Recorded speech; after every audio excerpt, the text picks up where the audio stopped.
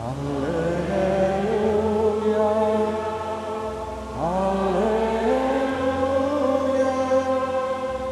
haleluya. Tuhan bersamamu.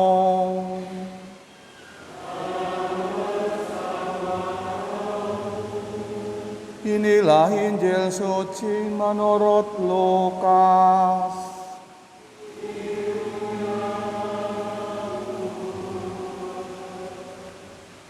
Pada waktu itu, Yesus bersama ke-12 rasulnya turun dari gunung dan berdiri di suatu tempat yang datar.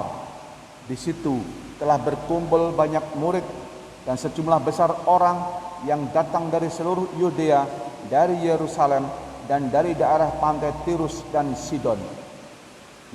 Yesus menengadah, memandang murid-muridnya, lalu berkata, "Berbahagialah hai kamu yang miskin, karena kamulah yang empunya kerajaan Allah. Berbahagialah hai kamu yang sekarang ini lapar, karena kamu akan dipuaskan. Berbahagialah hai kamu yang sekarang ini menangis, karena kamu akan tertawa. Berbahagialah kamu jika karena Anak Manusia orang membenci kamu, dan jika mereka mengucilkan kamu dan mencela kamu, serta menolak namamu sebagai sesuatu yang jahat. Bersukacitalah pada waktu itu dan bergembiralah, sebab sesungguhnya upahmu besar di sorga. Karena secara demikian juga nenek moyang mereka telah memperlakukan para nabi. Tetapi celakalah kamu, hai kamu yang kaya, karena dalam kekayaanmu kamu telah memperoleh penghiburan. Celakalah kamu yang sekarang ini kenyang, karena kamu akan lapar.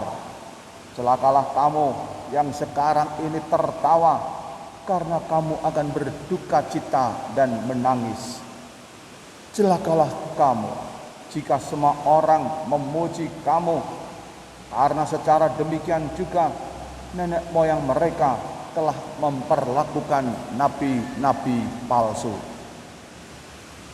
Demikianlah sabda Tuhan. Terpujilah Kristus.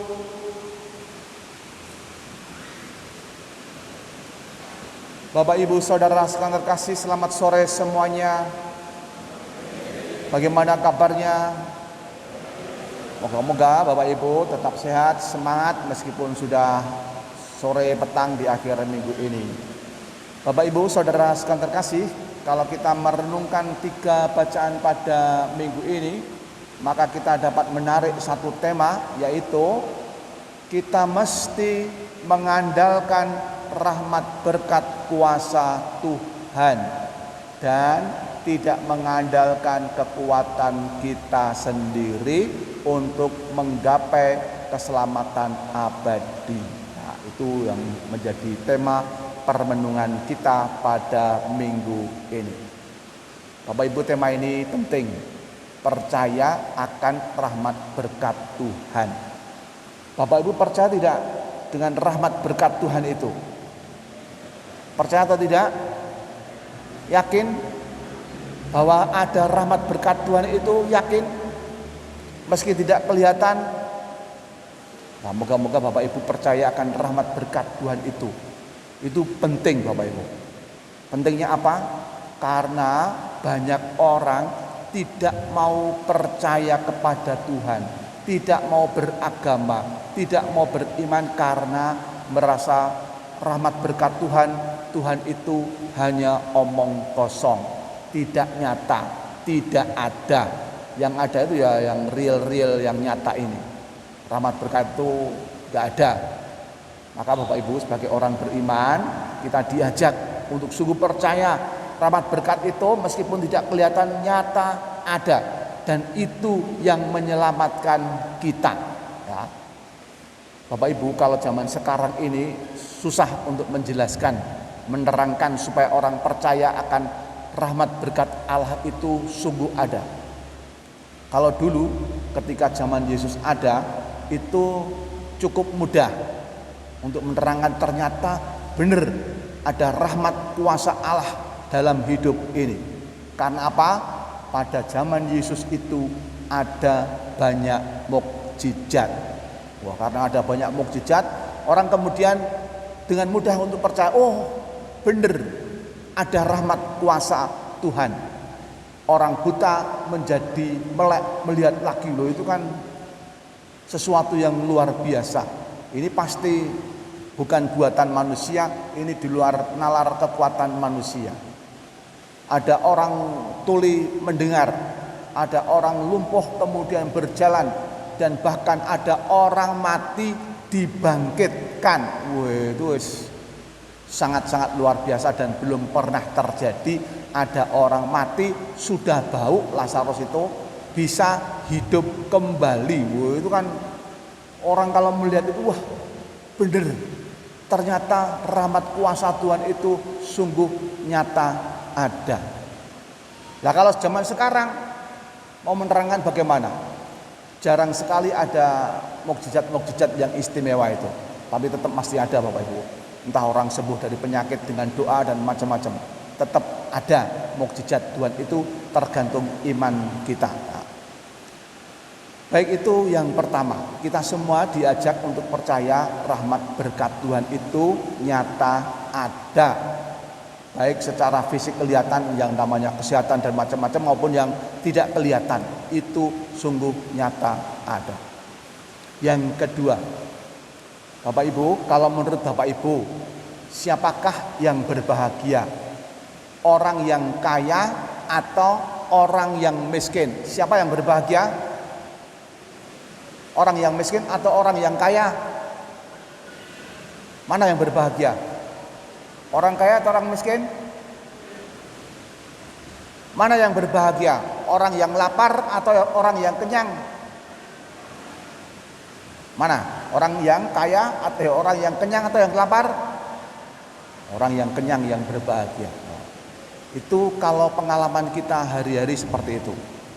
Jadi yang berbahagia itu orang yang kaya, orang yang kenyang. Itulah yang berbahagia. Lah tetapi Yesus dalam bacaan Injil, sabda bahagia tadi bersabda yang berkebalikan. Berbahagialah kamu yang miskin, berbahagialah kamu yang lapar, dan celakalah kamu yang kaya, celakalah kamu yang kenyang. Sabda Tuhan bener atau salah? Bener atau salah? Oh, itu kan jadi piye? Itulah yang menjadi permenungan kita. Bapak Ibu, sabda Tuhan itu sungguh benar. Berbahagialah orang yang miskin, berbahagialah orang yang lapar. Lah benar itu maksudnya gimana kalau itu benar? Bapak Ibu, ketika kita miskin, ketika kita lapar, ketika kita sakit dan tidak berdaya, di sanalah kita hanya mampu mengandalkan rahmat berkat Tuhan. Tidak mengandalkan lagi kekuatan kita, tidak lagi mengandalkan kehebatan kita, tetapi sungguh-sungguh hanya kekuatan Tuhan, rahmat Tuhan yang kita jaga, yang kita andalkan. Lah pada saat itulah kita sungguhnya menjadi kuat, menjadi hebat.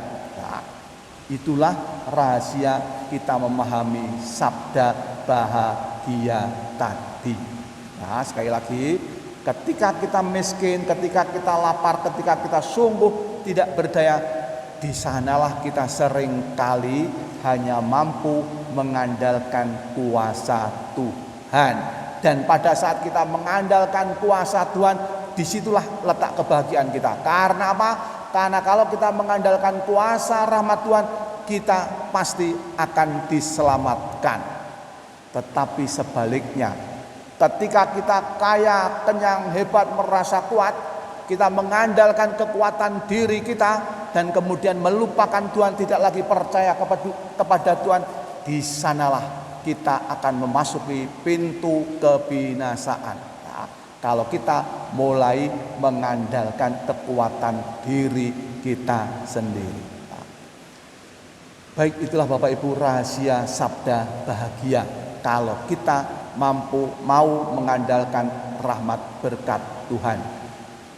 Yang terakhir, Bapak Ibu percaya akan sorga dan neraka atau tidak? Percaya? Nah, kalau kita percaya akan rahmat berkat Tuhan, kita mestinya percaya akan adanya sorga dan neraka.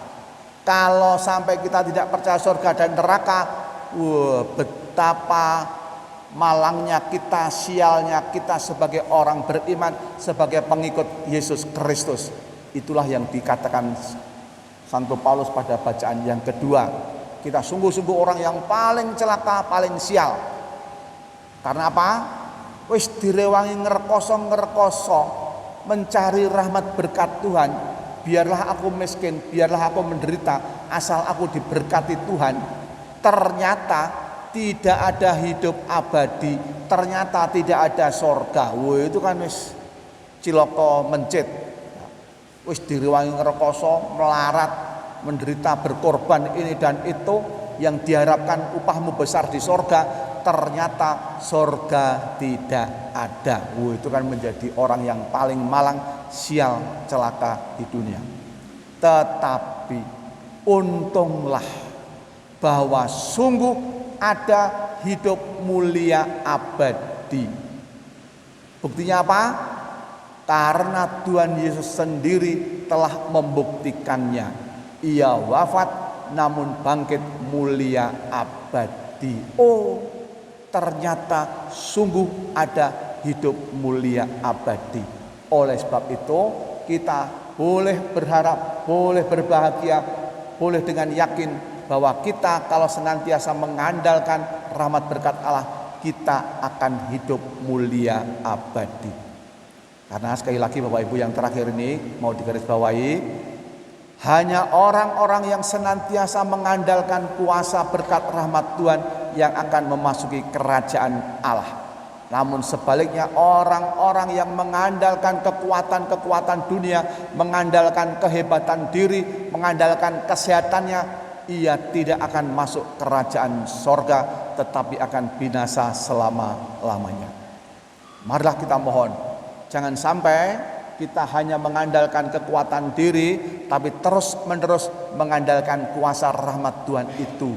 Meskipun seringkali tidak tampak, meskipun seringkali kita harus banyak menderita ini dan itu, tapi kita boleh percaya kalau kita yakin akan rahmat berkat Tuhan, kita pasti akan mengalami keselamatan, kemuliaan yang abadi. Amin.